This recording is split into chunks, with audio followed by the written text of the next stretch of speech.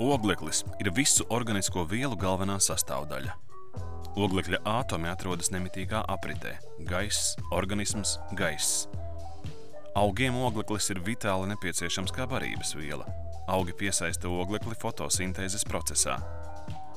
Fotosintēzes procesā augi uzņem ogļskābo gāzi, ūdeni, makroelementus un mikroelementus un saules enerģijas ietekmē. Atsevišķie oglekļa ātomi tiek savirknēti ķēdītēs, organisko vielu molekulās un izdalīts skābeklis. Tādējādi katrā ķīmiskajā saitē tiek noglabāts neliels daudzums saules enerģijas. Savukārt elpošanas, rūkšanas, pūšanas un degšanas procesos fotosintēzes procesā iegūtā organiskā viela skābekļa ietekmē tiek sadalīta ūdenī, ogļskābajā gāzē un enerģijā, kas organismā tiek izmantota augšanas un dzīvības uzturēšanas procesos, savukārt transporta līdzekļos pārvērsta mehāniskajā enerģijā. Oglekļa un skābekļa cikls dabā ir sarežģīts. Dabiskajā vidē ogļskābā gāze izdalās no vulkāniem, augu valsts uzņem ogļskābo gāzi un izdala skābekli. Okeānā fitoplanktons fotosintēzes procesā uzņem ogļskābo gāzi un izdala skābekli. Bet daļa ogļskābās gāzes tiek nogulsnēta okeāna dibenā, kā piemēram koraļļos. Vēsturiski augu valsts saražoto organisko vielu savvaļas dzīvnieki nespēja patērēt, un tā uzkrājās, veidojot fosilas nogulas, ogles, naftu un dabas gāzi. Attīstoties civilizācijai, dabīgais oglekļa un skābekļa cikls tiek pamazām izmainīts. Lauksaimniecībā tiek izmantots fosīlais kurināmais. Arī intensīva mājlopu audzēšana veicina CO2 izdalīšanos atmosfērā. Attīstoties pilsētām, tiek patērēts fosīlais kurināmais siltuma un elektroenerģijas iegūšanai. Tas tiek izmantots arī rūpniecībā. Nepieciešamība ātri nokļūt no punkta punktā ar savu auto vai izmantojot vēl ātrākus pārvietošanās veidus, saražoto preču nogāde patērētājiem vēl vairāk palielina CO2 izdalīšanos atmosfērā.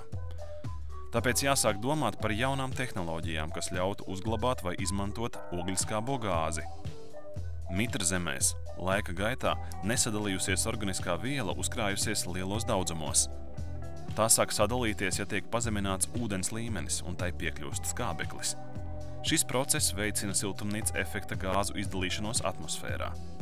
Lai to nepieļautu, ir svarīgi saglabāt esošās mitrzemes, kā arī veidot mākslīgās mitrzemes.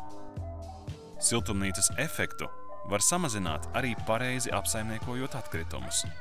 Ja atkritumus šķiro, tad tos tālāk iespējams apstrādāt un izmantot otreiz. No papīra izgatavo saimniecībā noderīgas lietas, kā arī plastmasu pārstrādā granulās, no kurām tālāk tiek veidotas dažādas preces. Atlikušos atkritumus izmanto enerģijas ražošanā. Latvijā viens no tādiem piemēriem ir Getliņu atkritumu izgāstuve. No atkritumiem iegūtā biogāze tiek izmantota dārzeņu audzēšanai ekopoligona siltumnīcās. Zinātnieki strādā pie globālajām tehnoloģijām, kas ļautu uzglabāt un pārstrādāt CO2, tādējādi samazinot tā daudzumu atmosfērā. Derīgie izrakteņi, akmeņoglis, nafta un dabasgāze tiek iegūti no pazemes un nogādāti uz enerģijas ražotnēm.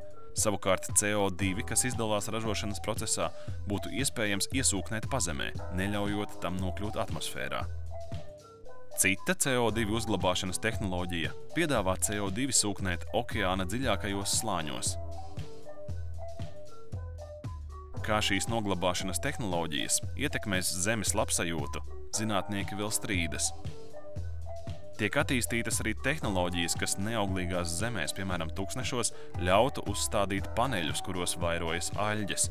Tās piesaistītu saules enerģiju un CO2, tādējādi saražojot izejvielas ķīmiskajai un degvielas rūpniecībai. Apvienojot CO2 uzglabāšanu un piesaistīšanu, jūras ūdeni, saules enerģiju un augu barības vielas, būtu iespējams ražot biodegvielu, skābekli un tīru dzeramo ūdeni. Tādējādi neļaujot izdalīties CO2 un palielinot skābekļa līdzsvaru atmosfērā.